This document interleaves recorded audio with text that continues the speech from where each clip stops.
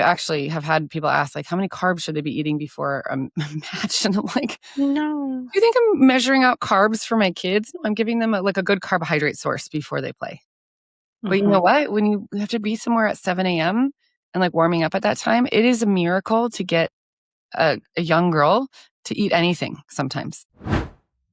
Welcome to the Panther Paws Volleyball Podcast. Today we're talking with Megan McNamee. Megan is a nutritionist, the CEO of Feeding Littles, and the New York Times bestselling author of Feeding Littles Lunches.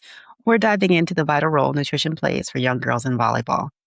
We're tackling body image and sharing how parents can reshape their meal prep for long tournament days. Hey, welcome to the show. Why don't you give the listeners out there your whole spiel so they can know exactly how important you are and how much you already know? That's very sweet. So hi, I'm Megan McNamee. I'm a dietitian and mom of 2 volleyball players.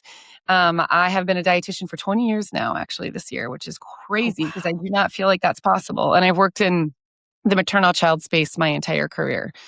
I am the co-founder, now CEO of Feeding Littles. So my entire job now is to help parents feed their babies, toddlers, big kids with joy and confidence and without the diet culture crap that so many of us grew up with.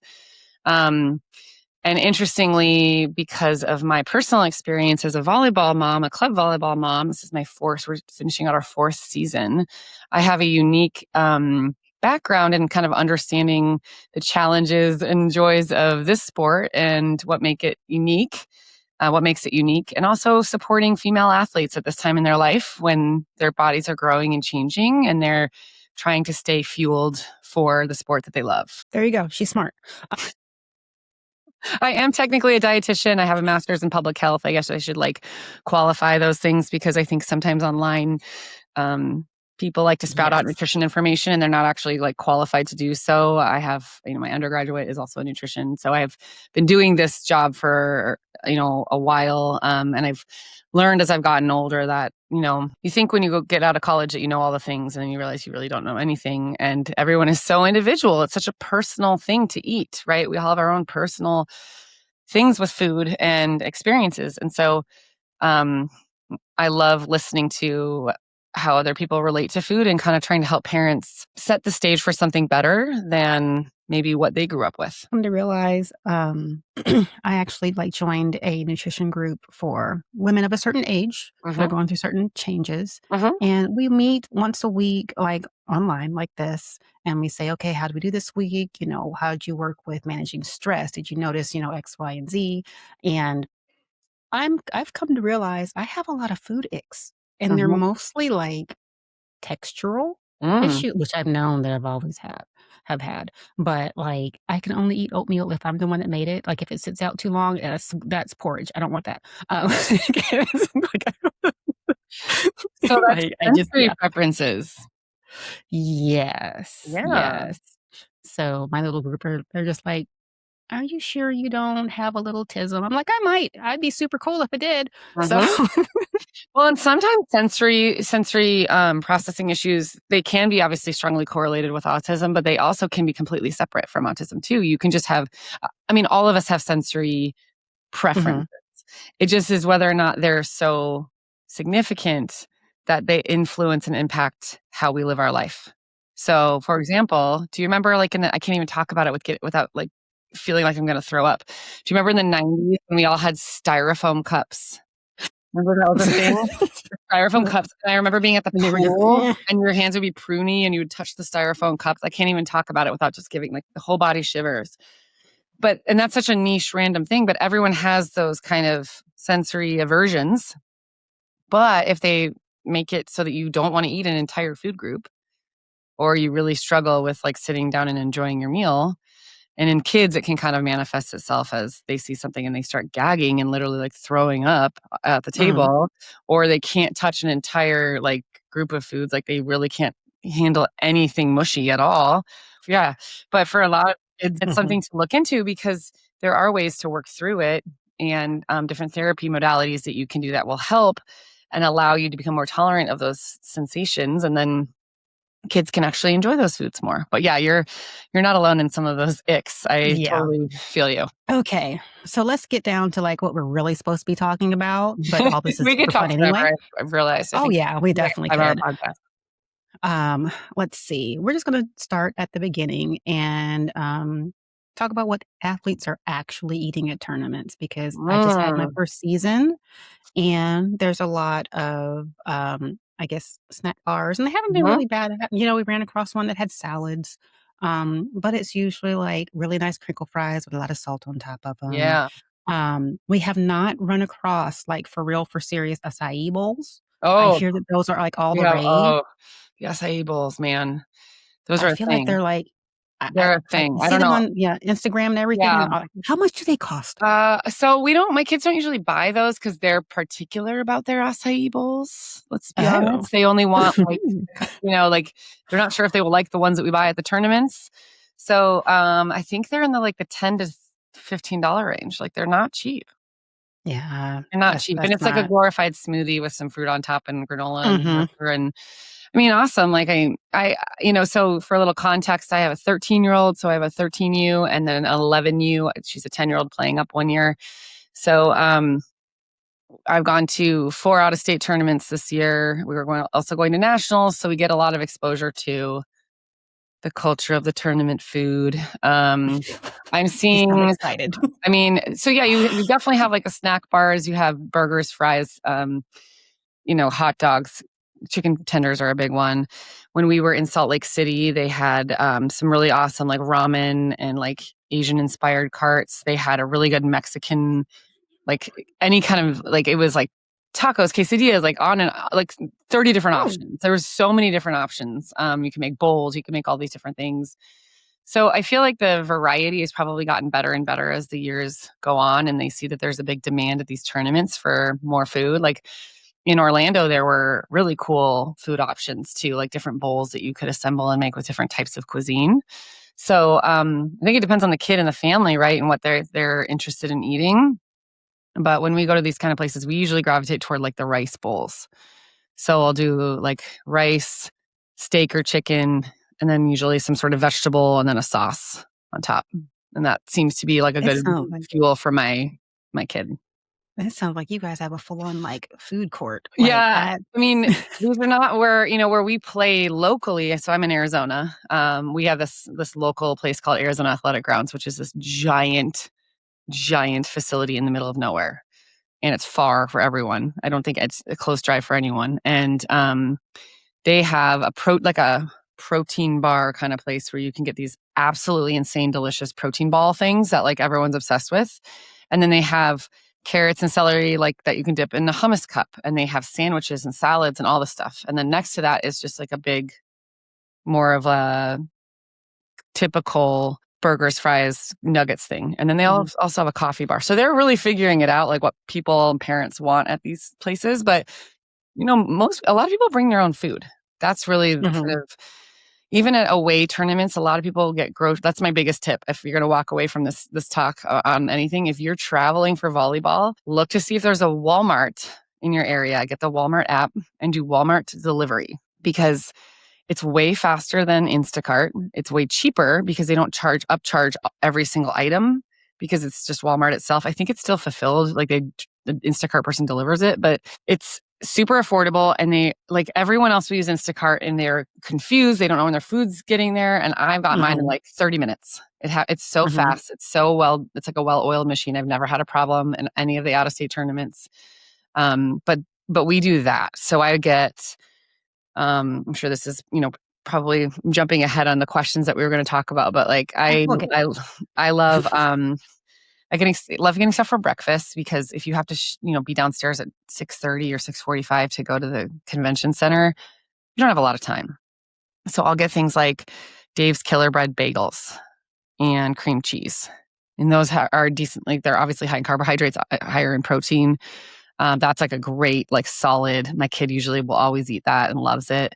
She also really likes bananas with peanut butter and some chia seeds on top. Like that's a favorite if you're not really that hungry, but it's enough to get some, carbohydrate, a little bit of protein again, and some fat. So it's just balanced and it keeps her full until she gets actually hungry in the morning. We'll do things like yogurt. We'll get like a yogurt, small yogurt, and we'll slice some banana or some other fruit into it. I've been even getting Cheerios and just putting that in a little baggie. Because again, what's ideal versus what's realistic for these kids are two different things. Like, yeah, I want my kid to eat like really good carbohydrate sources in the morning and be well fueled before her match. But she's a defensive player and she's gliding all over the floor and she doesn't want to like land hard on a full stomach and usually doesn't have much interest or appetite in a bigger meal till like 9 or 10 in the morning. So in these tournament days, we eat just like something to get us by that has carbohydrates and a little bit of protein in it. And then I'll also, for the hotel, I'll order some fruits and vegetables, like things to snack on. I'll bring bars, like energy bars. I'll just because those are kind of sometimes more expensive to order. You know, I like to get them at like Costco and stuff. And then I'm trying to think what else. I'll get some stuff for myself for breakfast. So I'll get yogurt for myself and fruit and peanut butter to mix in. Just because you end up eating such weird stuff as a parent at all these tournaments. And it's $20 for a stupid breakfast that you don't even want. So you end up saving a lot of money, spending $100 getting Walmart delivered and getting 3 breakfasts for, one for everyone and a bunch of snacks out of it. And then we still buy, when we're at the tournaments out of state, at least we still buy lunch there because I don't have the fridge space in my tiny hotel to also have a huge lunch. But I've learned if you get food delivered, if you bring, I have these when we wrote our lunchbox book, I got all these cool products sent to me. It's called Feeding Lyndall's Lunches, by the way, just a shameless plug. It's a really fun book. But these they gave me these cool like compostable like plastic bags. Like recyclable. And there's tons of these on the market. Like so many different brands make these. And I have so many of them that I just grab a whole handful when we go out to a tournament. And so if you have food in your hotel room, it's nice to have little bags to put it in to bring it to the tournament. It's also really nice to bring an insulated lunchbox, like a bag. I should say a bag, a lunch bag, so that you can shove all the things that you're bringing in there, especially if some of it needs to stay cool. It's ideal to have an ice pack, but a lot of those hotel fridges do not have any ice packs. So I don't know. I had to kind of learn the hard way this year. We went from having 1 tournament a year to 4 and 5 with nationals. So it just was like a huge jump for us. And I had to okay, I can't just wing it when I get there. I kind of have to dial this in and make sure we have plenty of snacks that we bring with us and then stuff that we buy when we get there. Like eventually we're going to get to pin this. I really want to get to talking about any tips and tricks inside the hotel rooms because I've seen, some people will, and it sounds super gross to me. I don't even eat hot dogs, but they'll put the hot dogs in the coffee pot. No. But some people do bring like crock pots and things like that. I mean, I've considered bringing a teeny tiny microwave. Some hotels actually don't have them in there. I don't understand why. It's funny you say that because I'm just remembering when we were in Vegas we didn't go this season, but we went a few seasons ago, and they were saying that when they do like bodybuilding competitions, people always buy like air fryers and microwaves at the local stores, and then they return them after they're done with the weekend, which I think is sad because they've used it that whole time. But we've never really been able to drive except to Vegas. All of our tournaments have been too far. So I've never been able to bring, we've always had to fly. It's just crazy. I've never been able to bring a crock pot. I see these moms on Instagram that have it in the back of their car, for just a normal weekend tournament. They have a whole setup with a crock pot and a lazy Susan and all these chafing dishes and heating things. And I'm that is so impressive. I'm kind of in between the parents that are doing that and then the parents that are I'm just going to wing it and see what they have in there. I kind of fall somewhere in the middle that kind of works for our family. But even for local tournaments, it takes a long time to prep all this food. I'm usually spending a few hours on Friday afternoons. And this season, as I was telling you, I I had a local tournament or an out-of-state tournament or both at the same time, depending on the kid, every single weekend except one. So we got it was just a lot. It was literally just because this is also my youngest one's first season. So it was just, whoa, it was a huge jump. But we got so conditioned that since it was every weekend, we were oh, we know what we're doing. I guess this is what we do all the time. This is what we do every single weekend. And so Friday afternoon, I would take literally an hour or two and prepping food, and we'd make energy bites.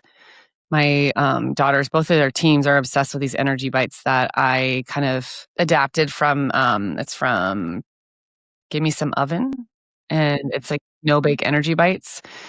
And it's oats, peanut butter. I use maple syrup instead of honey, just because my kids don't love the taste of honey.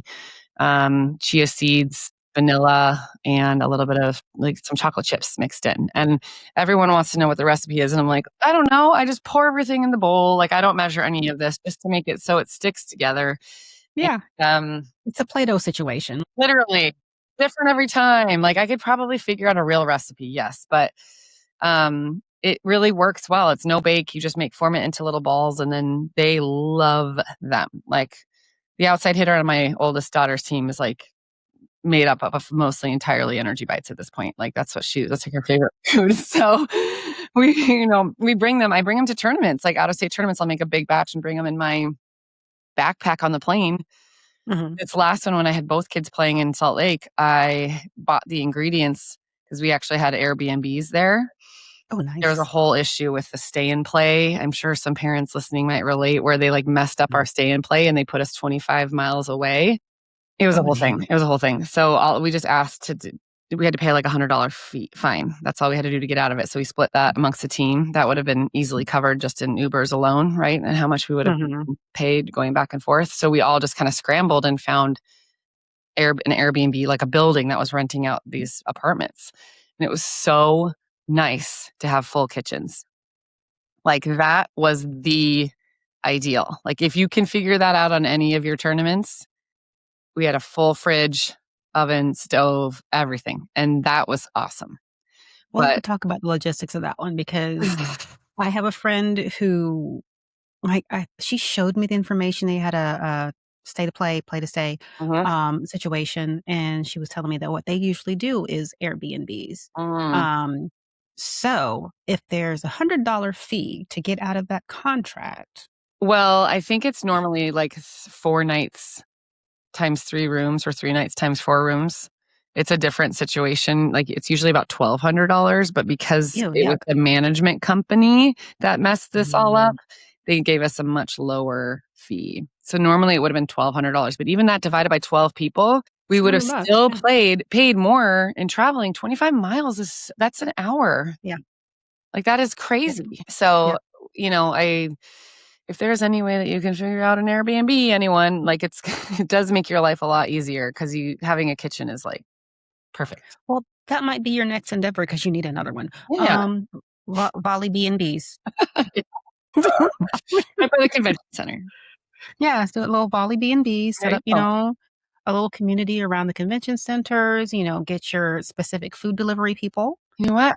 I could just make energy bites and then just sell them out of my little, there's that too. Yeah. I like it. I'm sure that's going to be logistically more challenging than it sounds, but a girl can dream. Yes, moms can pretty much figure anything out. It'll work out. It'll definitely work out. So let's kind of delve into more of the psychology and talk about how volleyball culture shapes conversations around food and body image and things like that. Yeah, I think this is really dependent on the club and the leadership and the coaching staff. Obviously, girls are becoming more aware of their bodies. If they're consuming any social media content, they're seeing imagery about potentially weight loss or looking snatched or having a certain body type. You know the lingo. And it's the thing that I've always been so sensitive to my kids being surrounded by negative messaging about their body, because especially because of my job, and I worked in eating disorder prevention my entire career. And I think volleyball is one of the most amazing ways to celebrate female strength and athleticism and size. I have 2 tall kids, or will be hopefully tall kids. I'm almost 6. We've had this discussion. I'm almost 6 feet tall. My husband's 6'4". So, I forgot he was tall too. Okay. Tall. Yeah. So I grew up hating being tall because in the 90s, it was not cool if you were especially if you weren't an athlete. I wasn't an athlete. So it wasn't cool to be tall, and you just tried to shrink yourself down, and it was a lot of hunching forward and bending low in photos and just not celebrating your size. And my kids desperately want to be tall. They are so excited when they grow another inch and when they, as much as it's annoying to pay for new shoes all the time because they can't fit them anymore, they're so excited for that new size up because that means they're growing. And I attribute a lot of that to volleyball. And I think it's so healing to watch my kids really want to be big and tall and strong. Like they want that size, they want that power. They look in awe at the tall girls surrounding them. At the club we're at now, the 17U team they're all 6 feet and above. They're huge. And I'm like, yes, finally I found my people. They're just powerful. Like they're just so powerful. And it's so awesome to watch that because I know that those girls also have a place where they can feel like goddesses for their height. I do think being tall now is not what it was before. I think people celebrate it a lot more now. But I think everybody is, honestly. yes, Is I everybody think it's just kind of better. that. I think Yeah. it was definitely kind of this thing where, you were looked kind of stared at and gawked at before. Now people think it's cool, which is great. But I do think volleyball really helps with that confidence. So I think it's a double-edged sword, though. You do have there's a certain part of volleyball culture that where coaches are controlling of their athletes' diets and what they eat and their size. Like there are clubs that require kids to write down, like not I wouldn't say clubs, but maybe coaches that require their athletes to write down everything they eat. I think that is incredibly dangerous. No, we're not doing There's that. no context there, right? They're getting like if I were to do that with one of my clients who was dealing with certain physical symptoms of like does, we were trying to figure out what was bothering their stomach. That's a totally different thing than I'm in charge of making sure you stay thin and I'm going to be Mhm. managing what you eat. And we know older volleyball players that had to deal with that. And that's kind of what sparked a lot of their disordered eating behavior, or at least their teammates' behavior. And it's scary. And to me, I love when, the coaches give guidance and I love when they give like healthy, not restrictive based nutrition messaging like, hey girls, we need to eat enough. And my coach for my older daughter is really conscientious. Like if we start at 3 o'clock, she doesn't really want us having like brunch at 10 or 11 because she's like, they need to have 2 meals. They need to have Mm. solid meals before we play. Like it's always about like additive nutrition and how to make sure they're well fueled. So she'll be like, breakfast is no later than 9 a.m. And all the girls are like, ugh, because they don't want to get up early, but she's trying to make sure Yeah. they eat enough. And I love that. I think that's where nutrition and understanding, we almost use nutrition information as a weapon to kind of control body size, but we can use it as a superpower to help our bodies be amazing. And that's where I think understanding fueling yourself can be really helpful in this sport. Just like, yes, I do need to eat enough. I do need to eat carbohydrates. I need to eat, some protein sources. I need to eat after I play as well. Yeah. I feel like obviously the whole coaching thing is as a coach, as a program, I will never advise kids or tell kids what they need to be eating because I like cake. Yeah, So sometimes I feel like I want some emotional support cake. Your yeah, body is your body. Your body is just fine the way that it is. Like I yep. try to ensure that, if we're doing clinics or anything like that, I want to ensure that look, I saw a child in a larger body. I want to make sure that her shirt fits. Can I order a double XL? I want her to feel I comfortable. love I don't that. want her clothes to be tight. Like I'll just, it's all about comfort. And Yeah, and I being remember playing inclusive. volleyball.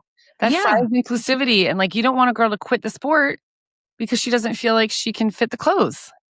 Yes. Like I remember in high school playing volleyball. It didn't bother me because I've always been just I'm 5'5". I've been a little kid, I'm just it was just and I remember when we went from shorts to what they call, if you guys don't know what they are, what they call buns. Mhm. And those are basically like the spandex underwear that Yeah. like you can easily have a butt cheek hanging out. I Yes. don't know why we went that was the Uh-huh. fashion. I don't know. I don't know why it was necessary. But I can see how wearing what you wear, playing volleyball. We can talk about whether or not it's necessary or whatever with whomever at some other time, but this is what you wear. You wear lycra, you wear Yep. spandex. Yep. So having girls feel comfortable with whatever's in the spandex is just my ultimate goal. Yeah. I It's love my that. ultimate goal. And you were talking about just general strength. I'm pretty sure you've seen like the old reel where there's a girl working out and she says, I don't want to be strong like men who look pretty. I want to be strong like that fight bears in the forest. Yes. like, Yes. that's the kind of confidence I kind of want these kids to leave with. Like they're at a point to where we'll have games. I also coach middle school. So we'll have games and one of my players will be like, "Oh my God, they're laughing at me." I was like, no one cares about you as much as you care about you. I don't Right. care about what that ugly little boy is looking at in the Mhm. stands Mhm. because we worked on this. Yeah. Like, oh, they don't think. They're probably failing their classes. Can we do this over here? Right. Right. Just concentrate Exactly. on yourself. Be selfish. And it's such an important time of their life because middle school is like foundational in learning how to feel about yourself. And I think when Mhm. you're surrounded by positive female um, coaches and influences in general, but especially like in this, if you really value playing volleyball or other sports and you're surrounded by women that are comfortable in their own skin and they show up exactly as they are and they love to be strong and they love to be like their best versions of them, I think that's super impactful to a middle schooler. They're not seeing women trying to shrink themselves or not hit the ball too hard, not make enough noise. They're seeing people unashamed to be loud and to be strong and to be a badass on the court. Like that to me that is one of those like intangible benefits of this sport for girls. I actually get the chills talking about it because I so wish I had had it as a kid myself. Did you play And any sports? I did, and I injured my knee in 7th grade. So I played soccer. I kind of I did, soccer, dance, tennis, all these different things, but I was a musician. Mhm. So I played really like I was actually a competitive piano player. I played in the band, played the flute. I played like I sang in the Be a flautist. choir, all this. I was a flautist, a very tall flautist. So I was very musical and creative in that way, but that's why I think also when we talk about, parents, it's so hard sometimes to separate yourself from your kid in these sports situations. And I don't have as much of that problem because I wasn't an athlete. Like I can see it a lot more. My Mm. husband can get more emotional about it and more like, how does this reflect on him? And we have to talk a lot about it's not you, right? It's so hard to like Mhm. separate yourself from your kid when in sports, especially when tensions get really high. And that is one thing that I feel like I do a pretty good job at is I don't entangle myself as much as other people might because I didn't play. I'm not proving anything to anyone for me because I wasn't an athlete. But Mhm. I walk into these tournaments, especially the national ones where like there's people from all over the country and like these, everyone's 6'2" plus and I just wish I had been there when I was younger. I wish I had seen women that tall. I wish I had like had images of that. I walk in the first one I went to, I was like, oh, this is where my people are. They've been here the These are my whole time. It's people. a tall person conference. Like, and not everyone's tall that plays volleyball, but it's, for us that never felt comfortable in our skin as a kid. I think it's great to have those examples right now. And I really respect and appreciate that you wouldn't I don't think that it's really a place for coaches to tell kids what to eat specifically. I think overall general guidelines are great, Mhm. but like nitpicking and micromanaging their meals, I don't think is helpful. It's actually No. harmful. That's disordered behavior. It is. I don't have a degree in it, but, like, that's just promoting disordered behavior. It is. Like, we don't have snack wells anymore. Like, we don't we Oh don't do god. oh god, those are so gross. There was Well, so actually, I remember the never ones had that were like them. hockey pucks, the chocolate with the Yes, the marshmallow? chocolate that's the exact one, the Awful. green box Mhm. with the little yeah, those never made it to my house. Now, I was No. a good old Kudos granola stacks Oh, those kid. I were had good actually. Dunkaroos. Oh Kudos were god, good. those were Yeah. so good. Yep. And then we had, what was it? The Philadelphia cream cheese little bars. They were like little cheesecakes that had strawberry, like, down the Oh, middle I of didn't it and have graham cracker in the bo oh, I was in a very I have to low-fat find a household. picture. I don't think we had those.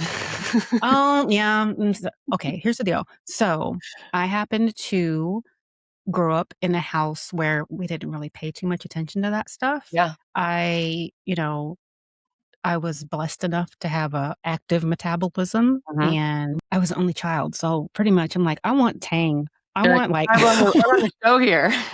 I run the show here. Yep. Like I got snacks. I got the Dunkaroos. Dunkaroos do not taste as well as they No, do, they used same. to. Like they taste like chemicals now. Yep. Like I had the Clearly Canadian to myself. It was just, it was great. I mean, I bet you also don't really, like, have a hang up on those foods either. Like, you don't need to, like, go nuts Oh no, and see them because 'cause you're like, "Oh, they're available to I don't. Like I tell my husband that he has a sibling, so I have my only child moments, and he's just like, "What are you doing?" I'm like, "I'm being an only child. Leave me alone." I used to be able to get your favorite cereal, and when you get to the bottom of the bowl, you have the cereal milk. Yeah, it's good.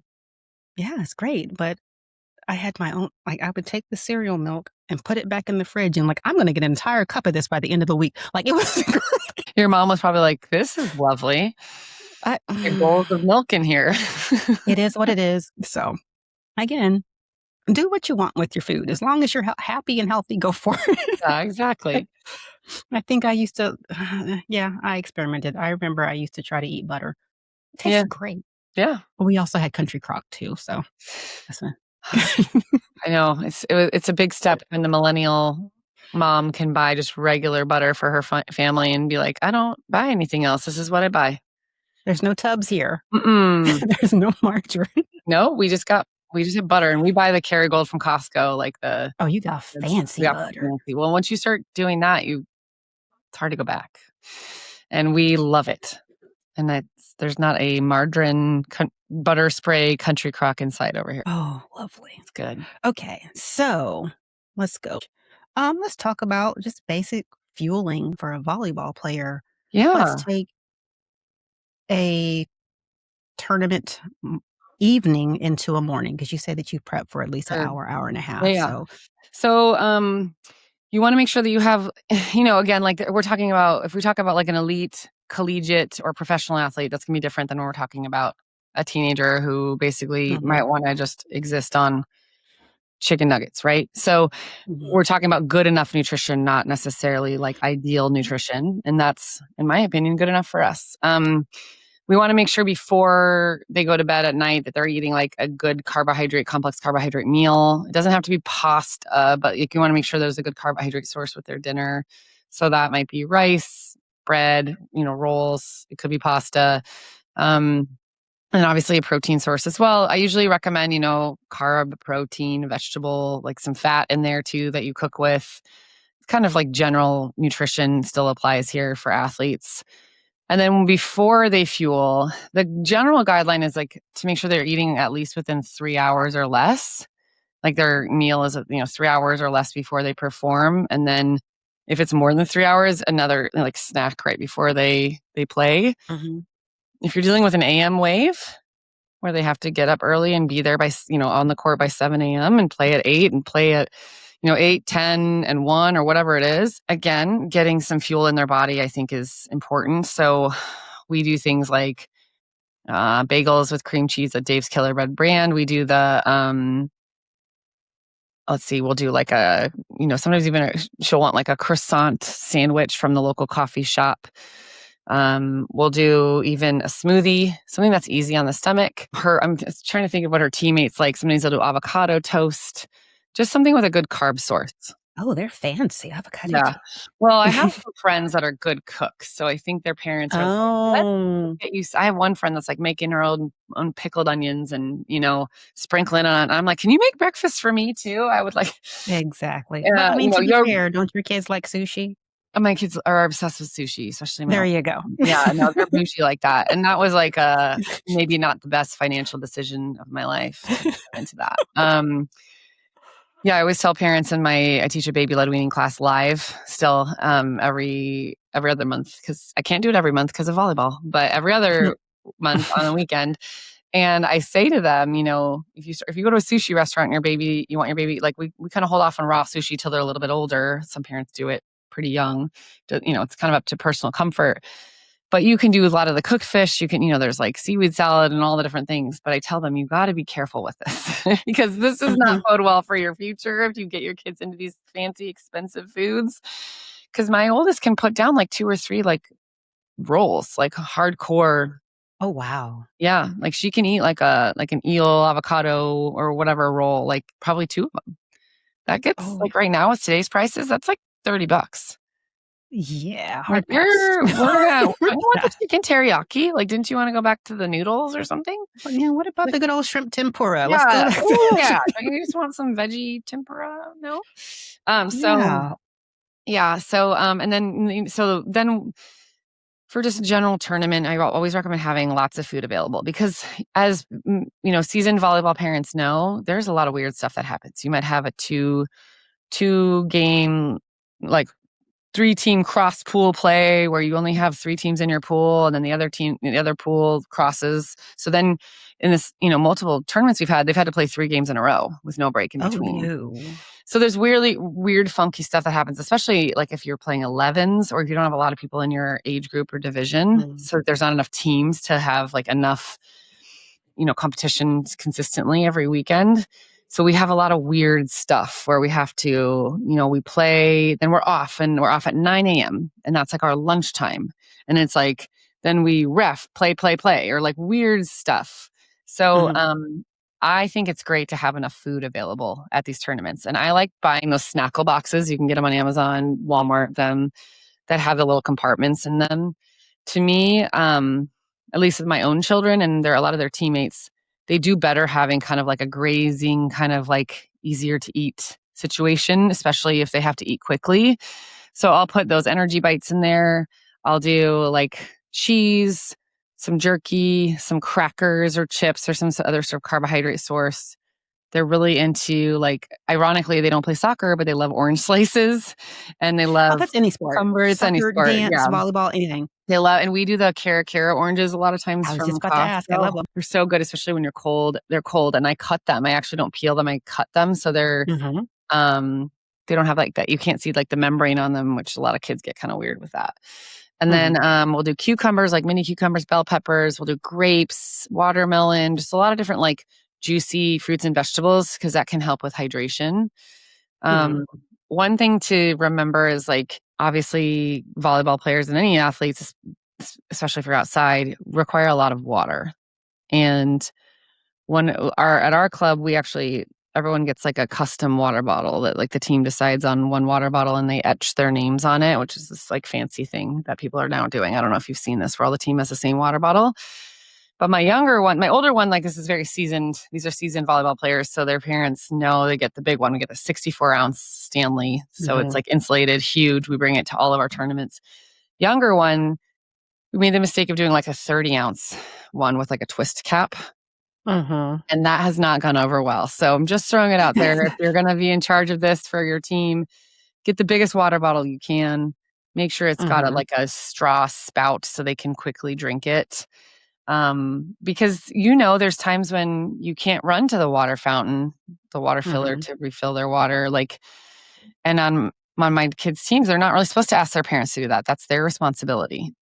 Mhm. So their coaches don't want to see them giving their water to their parents. They want to see them managing their time and getting it when they're supposed to. And I don't know about you, and this might be just like a niche Arizona thing. My kids don't like non-ice water. Who They want who drinks room temperature water? Well, I do. I do. My kids will not drink it if it doesn't have ice in it. Like, they will not. Absolutely will I not. mean, that's a very European thing for you to be like, "Oh, tepid water." No, that's not what we do. Well, No. people I mean, well, look, okay. I'm from Texas. It's hot. I want Okay, good. ice water. Okay, so it is maybe just the warm climate places in general, but I laugh because I'm like, if their water bottle doesn't have ice in it, like, on the side of their bed, they will not drink it in the middle of the night. Like, it has to be, It's like, not the freezing same. cold. Look, it So, hits different. Like, I I appreciate my kids call it old water. And I'm like, "You oh, wanna talk about how old your water is? Like, we let's used go to into drink from this." the hose. Let's chill. Yeah, and also this water's been around for billions of years. So like it's all Yeah. old. All water's old, okay? Yeah. But so if you're gonna get, if your kid loves freezing cold water, make sure you've got like a huge giant insulated one of those stupid Mhm. expensive jugs. But usually if they're big enough, they're kind of hard to lose. That's another random tip. Label everything. Yes. Label everything, those warm-ups, everything we have, at our new club, they actually put their numbers on everything, which we didn't have that before. That has been Oh, game changing for us. Like they Really? printed on everything. We didn't have it. Like we had to, even our backpack didn't have their names or anything. So we had to get it done. I know. Well, there were Well, I mean, items. look, my little bitty one, my little bitty club, we had, logo and your number on your bag Yeah. because they all look the exact same. At the Same. very minute, like, and I don't put kids' names on stuff like that because you're Yeah. out in public. Yeah. So I I'll like do your that. number, Yeah. but I'm not gonna put your name on stuff. Yeah. That's a safety thing for me Yeah. I 'cause love that. But yeah. we had nothing. So, it's, you want my oldest has figured out how to lose her warm-ups. This is the first year she hasn't lost her warm-up something in like the beginning of the season because Oh, they don't have they don't have their names on anything. So everyone's looks exactly the same at our old club. Now mm. everyone's, even though I have 2 kids at the same club, so of course that's a whole different story. I'm like, guys, if you ever get the same number, I will literally not be able to do this. Like you can never have the same number. Because we have like a I don't number. think that they'd want to. I really I don't know if they would know though, because if you go into your getting your numbers like during your practice, I don't know if they would because they're different age groups. So I don't know if they would know that they're choosing this, you know, a different number. I've told gotcha. them like that is a hard no because then everything I own will have duplicates and I won't know who it belongs to and it could be different sizes. Mhm. So anyway, that's just a random parents of 2 kids in volleyball might relate to that. But um, Mabel's Labels is an amazing company we've worked with I was just forever. about to tell you, Love like them. Have you used them? I was about to say, I was like, "Well, you could always use those labels that you told me to use for for Forever for lunchbox." like the last many, It's many years. still on her Omi box. I It know. is still on her I Omi know. box. I know. The It kid's does. 13. I know. They have a very like patented type of technology and how they print those stickers and how they like actually stay on Mhm. stuff. I freaking love them. They're the best. They're the biggest in the industry for a reason. I know their founder Julie is like a personal friend of mine. They're just amazing humans. And if you want, I mean, it's not just for volleyball. You can use their stuff for school, for camp, travel. Like Didn't we they put have them so they labels went in on their everything. shoes too as one some like, they Put them had in the some shoes. yeah. Yeah. But you don't even need. They have them to like the circles are for technically the shoe label, but you can use them you can do any label and anything. Uh-huh. Their clothes, I put it on like their oh gosh, their tape, their finger tape. Because let me tell you, that Oh, stuff gets yeah. walks away. Like any like little item that they might be passing around with their teammates. The energy bite like box that we put their energy bites in, that gets a label. Everything gets a label because you will lose it otherwise, and you won't be able to find it again. So I don't know. These are just things that I've picked up along the way. I'm sure more experienced parents have even more tips than me, but like I said, this year we got kind of dunked into the deep end of this club volleyball stuff, and you learn really quickly how to kind of manage it all. I mean, this is I should say something to you really fast with regard to that. I've okay. been talking about like bringing all this stuff, being prepared. There's also times when you're just like a freaking hot mess, and there's no Oh, way yeah. you're rolling into a tournament like barely alive. You got off a plane from work or whatever. You've had sick kids. Like it is an absolute privilege to be able to like make the food and bring the food and do all of that stuff. And that's why I like making extras of everything because I want my kids to be able to share it too. Because I know that Mhm. there's some families that's just like not a possibility for, and that's okay. Yeah. Yeah, like, and that honestly, that segues directly into what I was gonna talk about this season, our first season. We had some amazing parents that they took their tent duties very seriously. Hmm. Like, they set up the little tent outside, they had tables, they figured out, like, okay, these, these paper towels are going everywhere. So they got, like, a little, like, a paper towel holder that they hooked to the top of the, Oh, like, the scaffolding for the they're like for fancy, for the fancy. look, they Mhm. had charcuterie, what was it, salami, like, little roses for Oh, okay, okay. like, this was their first season of club too, I and, like, it love was this. like, they were tailgating. Our parents were enjoying I love this themselves. though. Like, they had, the little sub sandwiches. We have one mom that, bakes professionally. She had the best chocolate chip cookies with, like, flaked sea salt on top, and they were always soft, but at the oh my god, it's so good. Oh Um, yeah, that's like we did not have that. That's amazing. like, when the parents get along, Yes, it's they're it's all having joy. fun. They're all Well, and having that's so much that's the fun. thing I think that, it's so hard to find other parents that you relate to and wanna become friends with, and that's the cool thing about sports is, like, how I've met so many of my parent friends, and you see them every weekend, and you see them during the week, and it can become lifelong friendships. And when it works well and the culture is really good, it's magic because they're all rooting for your kid. You're rooting for theirs. We have a really, really good culture on, especially my older daughter's team. It's just everyone's in support of each other, and like it's really fun to witness because I've seen it when it doesn't exist, and it's so cool when you have that, like, everyone wants to be together, everyone wants to go do stuff together, like, we actually wanna hang out outside of the required team events. But Yes. when with regard to, like, doing camps, you know, we have I don't know about you guys, but we have, like we don't have to do it every weekend, it just depends on where we play, so some places allow camp and some places don't. Do you guys do it every tournament?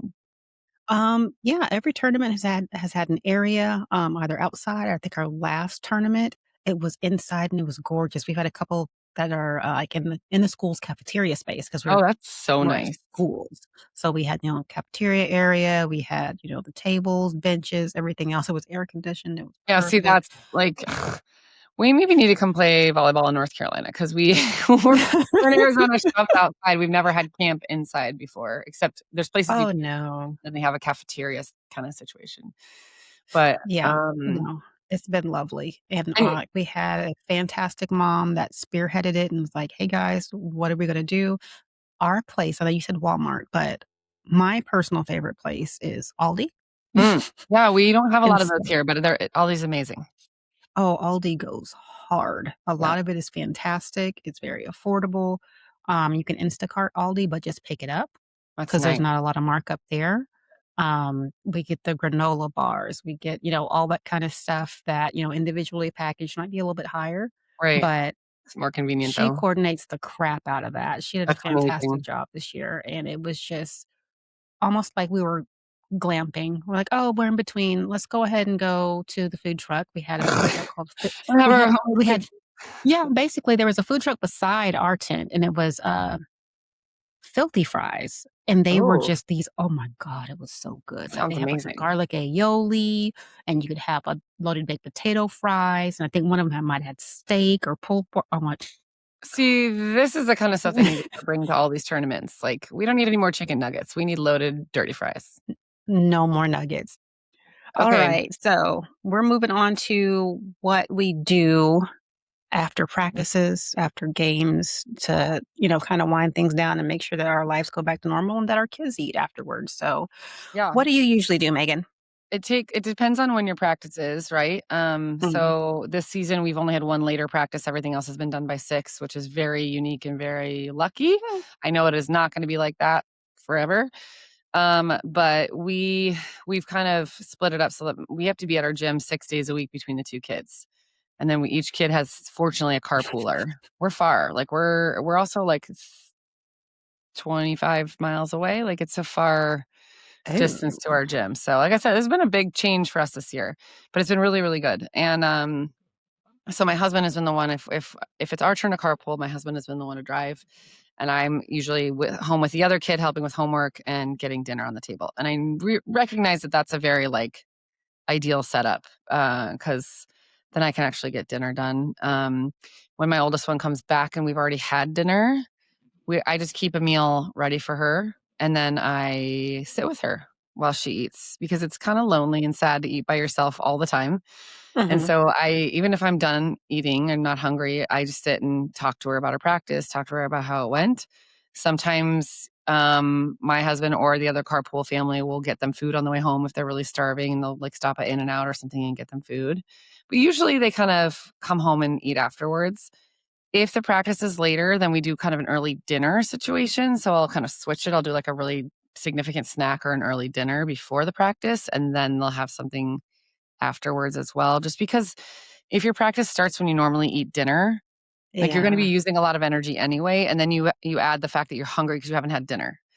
So Mhm. it's challenging for families, right, to figure this out, and it can be just like a hot mess, and I tell parents all the time, like, "This doesn't have to be perfect. If you love cooking meals and you're like, our sports schedule is nuts, just like work on 1 meal a week that you can do at home and then maybe bump it up to 2 when you're ready. Your crock pot will be your friend, pre-making things will be your friend, getting it ready earlier in the day so you can just heat it up, all if that's an option for you. But if you have 2 working parents that work outside of the house, like this is a cluster F. Like, it's a lot. It is. It's hard. It's really, really, really hard. And a lot of parents just kind of like survive it, right? They just try to get food as best they can. But if you have time to plan or prep and you're interested in that, the weekends, like Sunday afternoons might be your friend where I would, in the past I've done, I'll make Sunday night dinner and I'll literally also bake something else for Monday at the same time. And then I'll prep something that would go in the crock pot on Tuesday. Like, so I'll have kind of like three, but you have to be pretty organized for that and like have the capacity to do that. But sometimes that does work. I also tell parents, like, if you're going to cook, make extras. Like, make extras. Double the recipe, triple the recipe. You have a growing teenager or preteen in your house. They sometimes eat more than you expect anyway. It is amazing to have leftovers. So that way you do have something homemade, but it's not that you cooked 2 nights. And so we Oh, yeah. always do that. Like, I almost never make just one batch, just enough for us. I make extra so that I can have something for lunch the next day, or we can re-eat it again as leftovers. Yeah. So this is not necessarily like an after practice meal thing, but I wanted to ask you, I keep seeing these beef jerky sticks and I don't understand why they're like $1 each. Well, I do understand why they're $1 each because everything's expensive. But I think what are they? Chomps Chomps, yeah. and Archer yeah. Farms. Yeah. Yes.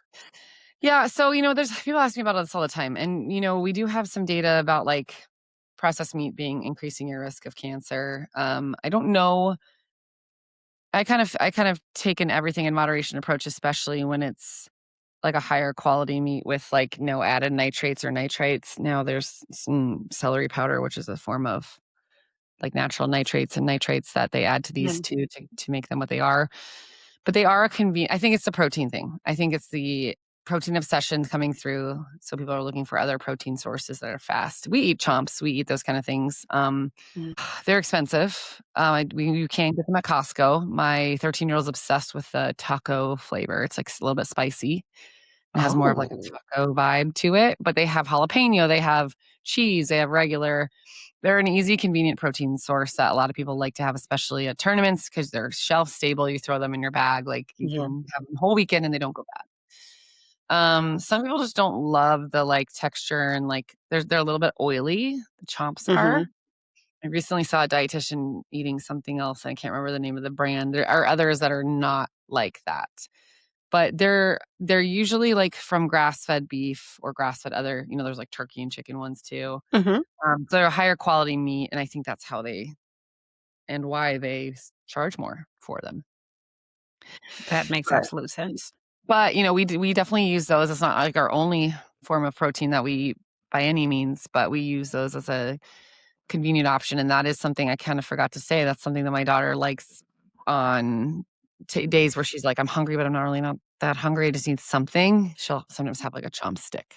Okay. Well, while we're already there, like what are some maybe unassuming sources of protein? Obviously, that's meat. Everyone Right. assumes that, hey, I'm getting some protein here. Right. Just, throwing one out there at you. What are Sure. some more unassuming but easier, um, protein sources? Sure. And I will preface this by saying, like, I think protein is important. I've always recommended protein and produce at each meal, but I think it's gotten chaotically out of hand. Like, Mhm. we have missed the mark on this protein thing to the point where, like, people are not eating any other foods. They're not eating other food Yes. groups. What Ironically, is it? like, Is it paleo? What is it where you can only eat like meat? No, it oh, was carnivore, keto. Was keto it or keto? carnivore. Yeah, Something like that. keto is, Yeah. like, very high fat. Carnivore is, like, Okay. lots and lots of meat. I think we have different types of teeth for a reason. I mean, this is just, but, like, we have a lot of, smooth, plant crunching teeth. That's how we've evolved. We also have some canine teeth as well. So, um, and I think everyone feels different eating different ways. I'm not here to say that one person is not gonna feel good eating carnivore. Maybe they will. However, Mhm. usually what I've learned about nutrition is it still usually comes back to the same things: balance, variety, eating the foods that feel good to us, like probably not tons and tons of sugar, probably not too much alcohol, like kind of the basics. Mhm. Usually that kind of thing feels good to people. We also know that fiber is really important, and that's something that most people are, like, really scrimping on right now, especially in the protein era. Like, we're just not eating fiber at all, and that's like absolutely going to increase our overall population risk of colon cancer. Like we need to be eating more fiber. Fiber is It helps you associated. poop. It helps you poop, and it's associated with like better longevity over like every marker. It's crazy when you look on the science of fiber. It's like everything in your life is made better by eating more fiber as far as like your like overall longevity. Anyway, we need to eat more fiber. So when it comes to like protein sources, they're obviously anything like meat, animal products is most likely going to have protein in it. So you're talking about beef, chicken, pork, turkey, eggs, dairy. So usually, cheese, cottage cheese, yogurt are all going to have protein in them. But then also non-animal sources, including beans, legumes, nuts, seeds. Quinoa will have some protein, peas. In the legume or bean category, you've got like a million different options there. Edamame, garbanzo beans, lentils, chickpeas, which are garbanzo beans. I'm getting redundant. Pinto beans, black beans, all of Someone might those. not have known that, though. It has 2 Yeah, names, but it's the same garbanzo beans thing. and chickpeas are the same thing, and people don't Mhm. know that depending on what you call them in your house, or even I Mm. think just dialect depending on where you live. Mhm. So, interestingly, a lot of the volleyball players that I feed, because I tend to feed a lot of them with the friends and things, they love the crunchy edamame. Vienna Ooh, Snacks has this like dried writing that down. edamame. Now, mind you, it's pretty high in fiber, so you don't want to go like hard on that and eat, the whole bag all at once because fiber is important, but like right before performing or right before going on the court, you don't want to like have Mhm. a fiber bomb because that could, hurt your stomach or just cause a little bit of digestive upset. You don't want to have to like run off and go to the bathroom. But a Mhm. little bit of that, especially if you're used to eating those kinds of foods, I'll absolutely include those in. I literally, when I bring stuff, like I told you, I bring some snacks with me on the plane to out of state tournaments. I bring dried chickpeas or dried edamame, like a whole bag of that, and then I'll just portion it out into like little bags for my kids when they're playing. Other sources, obviously, yogurt's had its moment. We know that Greek yogurt has a little bit more protein than traditional yogurt, but either are great options. Um, People will use yogurt on by itself, or they'll even put it in a smoothie. I'm trying to think of other things that kids, cheese sticks. Like we love Baby Bell and those just string cheese in general, or just cut up Mhm. cheese. Have you ever seen moon cheese or those crunchy cheeses? Yes, I have. Those are so bomb. Those are another option. Peanut butter, or chia seeds, like in those energy bites. One of the reasons I make them is they do have a little bit of protein in them. And then sometimes people ask me about protein powder. And here's the deal with Yeah, that's protein a good powder. topic. Yeah. So kids don't need protein powder to get enough protein, but it can be a convenient thing if, like, here's the thing. Protein powder in small quantities is not unsafe for kids. However, I don't go off and say like every kid needs to eat protein powder. It's more like if you're making a smoothie for yourself and you're sharing it with your kid, it's okay for your kid to have some. But we don't need Mhm. to like be supplementally adding protein powder to our kids' diet unless their diet is really limited. So like Pediasure, Healthy Height or Gain, like those kind of growth supplements or those shakes and powders that people give to their kids sometimes. Those are protein powders with like added vitamins and minerals. So that's what Hmm, they are.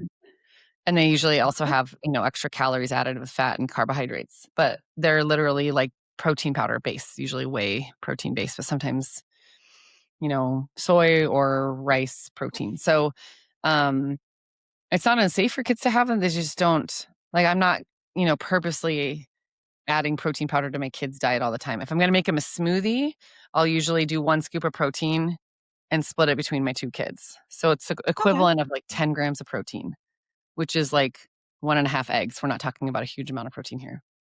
Mhm. I wouldn't I do, never like, really thought 3 about scoops that. of protein for 1 child. Oh, yeah. It gets down to, like, quantity. And again, it's not even necessary. Like, I could use yogurt instead, but it's a convenient Mm. option, and my kids like the taste of it. They really enjoy like, I'll sometimes use, like, Clean Simple Eats or a bone broth-based protein or a Gain, and they like the taste of that. So they enjoy the smoothie more because they like the taste of the protein powder, but it's not something that I would, like, pile on in huge amounts. Mhm. It's 'cause, one of my personal issues is I'm not really a big breakfast person. And I Yeah. will start my day. I use the Premier Protein, the little cafe latte ones. I'm like, this is my morning coffee. I've at least had this. And then once I've had that, I'll, kind of start off. Back in high school, the big thing was to either get the little Starbucks things that were in the glass, which Mm. didn't cost $6 then. You can get a whole pack. Yeah, like they were like the liquid frappuccino, right? Or they call them Yes, they were yeah, shelf stable. Yeah, yeah, the shelf shelf stable ones. stable. Those were good. Yeah, they really Forgot about were. those, yeah. But, that was the thing to do, like, before school, but now we're actually getting, razzle dazzle lavender latte, whatever, unicorn coffee. I just learned that those, like, strawberry acai refreshers and the pink drink, they now make them decaf because they had so many kids drinking them and parents wanting a Really? decaf option. Yeah, somebody at Starbucks just told me that. They're like, "You know I you didn't can even get" realize it was Yeah. caffeinated. I really Oh, didn't. I yeah. don't buy it. That's why people I'd always be like, "You guys know that these have a decent amount of caffeine in them, and we're trying to get as much height as possible over here, so we're minimizing the caffeine in my kids." But, I like a not a very often kinda thing here, but then my daughter will or my 10-year-old's like, "A strawberry acai with light ice, no strawberry inclusions, and cold vanilla cold." I'm like, "How did you learn this? How do you even know?" She doesn't have social media. I'm like, "How did you find that?" But I think they're friends. I think when I was younger, when I had younger kids, I remember looking at this because I wasn't an athlete and I was like, "Ugh, I don't wanna spend my whole weekend doing sports stuff." Like, I'd look at the parents on the sidelines at the soccer games and be ew. like, "Oh." And now it's so funny because I'm like, "I love this." Like, we get Mhm, jacked up, like, we're so excited, we're in it. It's so fun. Yes, it's challenging. I was, sharing before we started recording, like my daughter didn't get a lot of playing time at the beginning of the season and really has worked her butt off to really earn more playing time. And that has been a bigger lesson than if she had been a starter the whole season. Like mhm. I appreciate that sports have given us some really important life lessons and taught my kids resilience. And, now they never now they'll always have that with them. Like I've had really hard stuff with the sport, and I can apply that to other things in my life. And if there's another time where I'm on the bench, or if there's another time I'm not getting what I want, I've learned that I can persevere, I can handle it, and I can do what's in my control to make myself better. And maybe that's just to be the loudest, most amazing cheering kid on the bench. But that's an important role too. So I think, there's a lot of, like, not great stuff about youth sports nowadays with how commercialized it is and how over the top it Mhm. gets. But I also think it's by far one of the most valuable things that we have done with our kids, by far. I'm so, so grateful for it. That's wonderful being that, tens of thousands of dollars are being spent Yeah, hopefully, and they're not wasted, thank God. no, no, it's not. No, it's, like, so crazy expensive. That's the part that kinda sucks too. It's, like, out of control expensive in a lot of ways, especially when you have to travel a lot, but, like, I think, you're keeping your kid out of trouble, and they're learning so much that you can't teach them in a lot of other ways. Like, it is high pressure. The way our kids roll into, like, a championship game or, like, a game where they're about to, like, potentially get a bid to nationals, and all the parents are about to throw up. I was, like, literally almost passing out. I was getting so dizzy at the end of the one game where they qualified. They had to win. They had to play, if anyone knows out there, Mad Frog, Texas Mad Frog, which is, like, Really? it was their number 2 team, but their number 2 team is insane, insane, Uh-huh. insane. And we had to play them, out of state we had to play them twice in a row, like, literally at, like, 9 a.m. and 10 a.m. because of the way the, like, bracket came. Basically, we were playing them for 3rd or 4th place, and then the next game was 3rd place playing 4th place. So we had to play them again, and it was Oh for, god. an open bid, and it was, like, a big deal, and to see them just, like, pull forward and do it, like, they beat him both times, but it was very hard fought, and then t like, they walked up there with, like, I mean, we were shaking and screaming and going nuts, like, and they were so cool and collected, and I know they were nervous inside, but to be able to do that in front of, like, so many people watching you, and we had friends watching online from all over the country, and people were invested in this, game, Oh, and that's wonderful. I just think it's so awesome that kids get this opportunity to do stuff like this where they learn, like, their capacity and their potential so young. I think, yes, there's been many challenges to the pressure of sports, but like the positives are so big too. It's pretty cool. I was trying to think of like a super way to just get through the parents and really make it relatable. And I think that was just it. In the grand scheme of things, these kids aren't getting scholarships. No. What is really the most important thing about playing a sport, listening to a coach? Right. And it's exactly like you gain self-confidence. Yep. It's just, yes, some things are going to suck. It's the intangible stuff. And I feel like parents hone in on my child is not on the court. Therefore, there is a problem. Yeah. And But it's not always the case. what I've learned is, again, my oldest has only been playing, she's been playing since 2nd grade. She's in 7th grade now. She's been doing club for 4 years. What I've learned about this game, even not having played it myself, 2 things. First and foremost, there are only 6 people on the court at once. And if you have a team of 12, and some teams have more, half of the kids aren't playing any given time. And usually, in my very limited knowledge of volleyball, there's usually only one kid that does stay and go all the way around. So, like, pretty sure that's right. So, like, everyone's always not playing. There's always people not playing. And what I've also learned is volleyball is a game of mistakes. You picked up on it. Thank you. So, like, you're going to make an error most of the time. Your team's going to make an error. Somebody has to make an error for a point to be scored. It's a game of mistakes. I always found it really weird when you cheer at the end, like when you ace a team and you cheer, or like when they hit it out and you cheer, and you're like, I'm cheering for that kid to mess up. But it works, like, because your job is to make them mess up more than you. That's the win. That's the basic. It's the floor is lava for the ball, and make sure that they miss it. That's all. The floor is lava. And I've learned as a parent, if I can, even in times where I feel like, oh gosh, my kid should be playing more, this doesn't seem fair or whatever, I don't know what the coach knows. There's always something that they know more than me, and there might be something they're trying to teach or show or prove, or something could have happened at practice. Somebody could have had attitude. I don't know. There's so much going on behind the scenes that I don't understand. And when you trust the process and you support your kid for whatever their journey is, even if it's not what they want. I mean, I've had kids in tears in my car after games. I've had, like, I don't understand this, that kind of thing. If you really go down there with them, it's hard to pull them back out. And if you continue to like focus on like, what can you control about your own behavior? What can you do to make yourself better? Yes, this is a team sport, but you're not going to have full control over everyone else on the court with you. You can only control you. How can you be a better teammate? How can you listen to your coach? I mean, if my kids are not the first to be running for like shagging balls and to doing everything the coach said, then I'm like, well, that's not, you're not putting in 100% effort. If you want if you want more playing time, you need to be showing 100% effort. And I just think it's so easy to get caught in that trap of like blaming everyone else or getting frustrated that like some kid is doing whatever they're doing. And we need to be teaching our own kids that they do have, they say it's so cliche, but control the controllables. Like, what do you have control over in your sphere? And sometimes when you do improve your own behavior, performance, work ethic, attitude, all those things, then the stars align and you do get more playing time.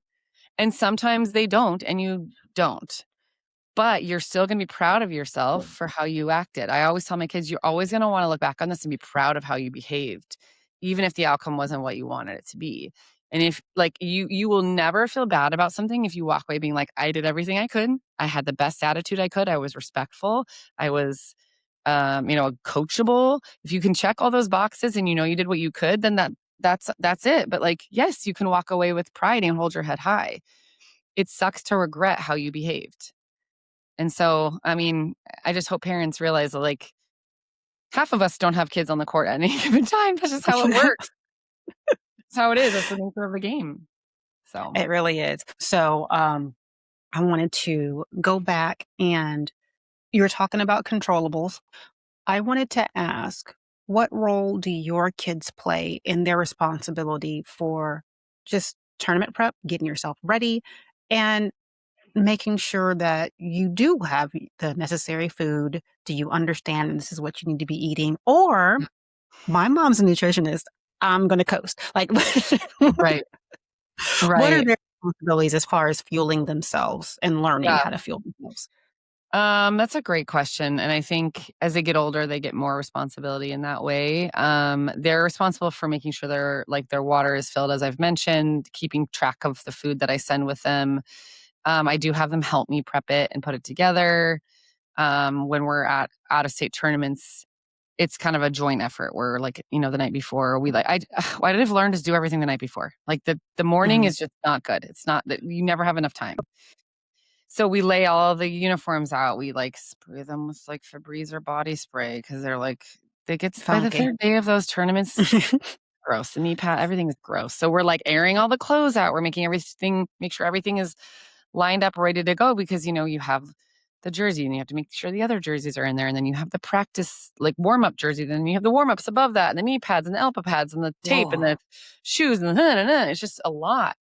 So we do that together. As they get older, I'm going to be making sure that they are doing it completely on their own. But we have been to Vegas, an out of state tournament, and my kid did not have one of her jerseys. So I've learned, got to kind of double, triple check that for them. Yeah. And they're kind of responsible for making sure that their body gets enough fuel from what I'm offering them.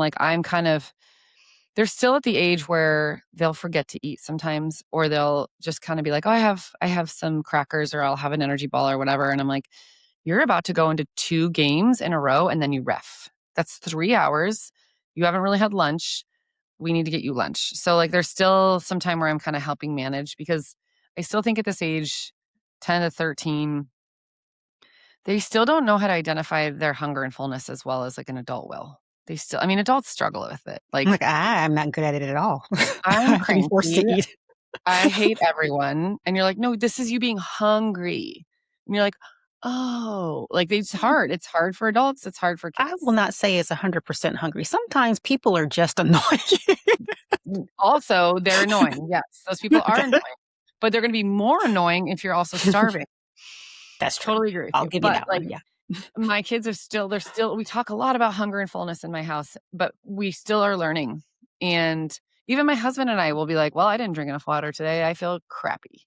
It's just this is such a false environment with really weird emotional ups and downs where you get I feel like you need some sort of therapy or something to learn how to come down from these big nervous system peaks, where you're so in it and you go to a big game or we lost to 2 of our rivals out of state. Of course, we play our in-state rivals when we go to Salt Lake City. And we lost to one of them 29-27 first set and 28-26 second set. Your energy is so big. And coming down from that is you feel I felt like my adrenaline was pulsing through my body for Mhm. hours after that. And I'm not even on the court. You can hear your heartbeat in your ear. You're just Yes. And there is probably a way to manage that and help your immune or your nervous system heal a little bit and chill, but I don't know what it cake. is. That's not what I specialize in. Cake. It's hard to take care of yourself. So I've been really, trying to help my girls learn what that is, but there's some times where we don't do it well and my kid will melt down and I'm like, "It's because you didn't eat." We're still learning. There's no perfect Mhm. here, but it's kind of at this age, it's definitely a give and take of we're doing it together because when they are 15, 16, especially when they're driving themselves, if they're still playing club, they're going to need to do it on their own. So I want them to feel capable, but I also know that they're just still at an age where it's hard to do it all 100% themselves. Mhm. Yeah. So the more that you discuss this stuff, I'm coming up with more questions. Um, well, your perspective is very original, and it's just if you could have a class or something introductory, because I know that you deal with littles, from Mhm. infancy to Yeah, yeah, yeah. introducing them to food. If you could take a make a class and literally speak to parents entering their first year of club or in their Mhm. introductory, years of club, first, second, third year. What would you want to impart upon them or ensure that they knew as far as the meals? And obviously, it's you only get X amount of summers, so enjoy Right, it with right. your kid. But Uh, the little nuggets that are just if I knew this my first and second season of club, I would have done not so much better, but it would have been a lot easier. Like, is there anything in there where you're just like, somebody should have traveled through time and told me? I've actually shared a lot of them, I think, already. Mm, Prep ahead, like mm, absolutely prep like the night before if you can. More food is better.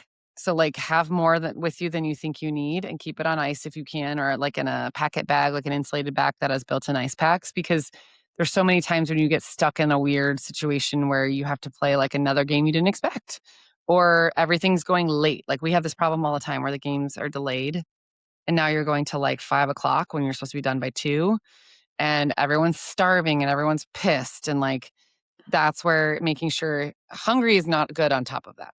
mm-mm. Not at all. We're like, unfortunately, you're going to spend a lot of money at these tournaments when you're paying for food. Like, one trick that I do is I get in the morning instead of waiting at the Starbucks line at these hotels that have like in Vegas, literally, I would get up to pre-order the Starbucks the second it hit 6 a.m. Like I had it ready and it would be a 40-minute wait, like Oh my crazy God. time. I've learned, like in Vegas, almost every hotel has a Starbucks or a coffee shop. So I just like try to find another one in the vicinity, pre-order it, and just walk there if I can. Or if you can, get it delivered. And I'll go in with other parents and we'll get, that kind of thing delivered for us. That's a little bit more about nutrition for parents. And I consider caffeine nutrition for parents, honestly, especially when you're barely sleeping. I do think it is in that vein really important for parents to take care of themselves in these tournaments too. Like, it's so easy to just eat like chicken nuggets and like beer and like weird stuff, like a protein bar and call it a day. And then you're like, every weekend, you're like, I feel like crap. Why do I feel like crap? So that's when putting a little extra effort can really be helpful in making sure that you have stuff for you. So I'll bring like grapes and baby carrots and stuff in my bag with me, like on those tournament mornings, because I usually eat so early. I'll eat breakfast so early, and I usually don't do that at home. And I'll get really hungry, and I want some stuff to snack on that will feel good to my body and nourish me. And if I don't have a lot of fruits or vegetables the rest of the day, at least I had some already in the morning. It's Needed like, some well, I'm kind of, preloading. Yeah. yeah, preloaded my vegetables. Um, but yeah, I also think you're gonna get better. I just remember those like tournaments, the one a year that we did felt so big and so like, oh my gosh, overwhelming. And then now that I've done so many of them this year, I'm like, it just felt easier. So if this feels really hard, it's just because you don't have enough experience with it, and it feels easier and better once you get used to it, just like anything else.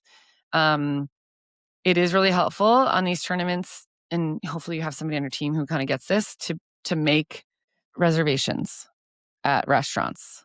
So have somebody in charge of a few months in advance trying to, map out. Obviously, you don't always know if you're AM or PM, but a lot Mhm. of the tournaments will have like all 13s, open level or open division or whatever division you're playing in will play in the morning. So like Friday, Saturday, Sunday, it's all morning time, morning Mm. AM wave.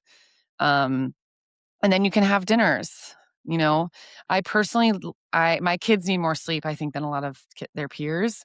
So I don't like any activities that go beyond like 8:30 on these tournament nights, Mhm. because my kid needs to be asleep by like 9. Like that's kind of Mhm. where we kind of draw the line. And then one thing that our club does now that I really like is they like to do a lot of the meals together for team bonding. So they'll do just the coaches and the team, and the parents are like, what they've been doing is bringing them into the hotel. So they'll find a spot downstairs, pre-order Mm. food. We have team funds that they order it through.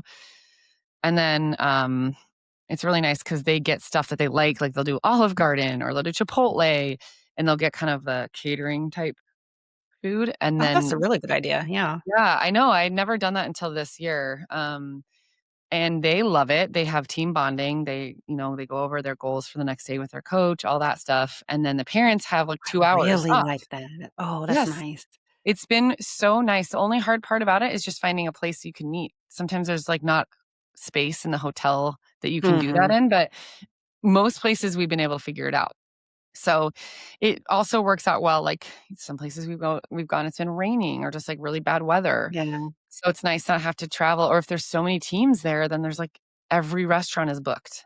Yes. So Yes. this is really great because it's like a few $100s for the whole team to eat dinner. Mhm. And, like $200 to get like enough for the team, which ends up being cheaper than if we would have brought them to a restaurant. And they get the food that they like and they get to kind of have some variety there and everyone eats and goes to bed happy. Oh, yes, I'm stealing that. Yeah, I'm do it. totally stealing that. I Do never would it. even thought to do that. It works very So well. And then also, then the parents get a little bit of time together too. Like a lot of us will pick a mhm. restaurant to go to, just the parents and the siblings and stuff. And that's fun. And then but it's not like 40 people showing up at a restaurant trying to Yes, table, which is yes, very annoying and hard. yes. So, I mean, honestly, I feel like this is a perfect place to wrap up because we have gone from A to Z and in between and covered stuff that I wanna talk to other podcast guests about, and you've actually yeah. covered it as far as, mindset and, you know, communication and grit and all of these things. It's all wrapped around nutrition. There you Yeah. go. Well, I take a pretty like kind of chill approach to a lot of stuff with this because I think when we're too hardcore, it's not good in nutrition. It's not good in life. And I'm a very intense person in a lot of ways, but when it comes to my parenting, I'm like, it's okay. We can chill. We can chill about this. Like, it's okay Mhm. if your kid has a cookie. It's okay if they're gonna have the chicken nuggets and the fries. Like, sometimes, there will be times at tournaments where, like, I'll bring all this food and they'll eat it, but they're getting sick of it by day 3, and they're like, "Can I just have some, this?" I'm like, "Yes, let's, like, Mhm. get you what sounds good to you and you're gonna eat and you're gonna be satisfied." And that's okay too. We can be flexible with how we eat and how we feed our kid. And honestly, that's the wrap up. Everything I'm like, let's not freak out about it.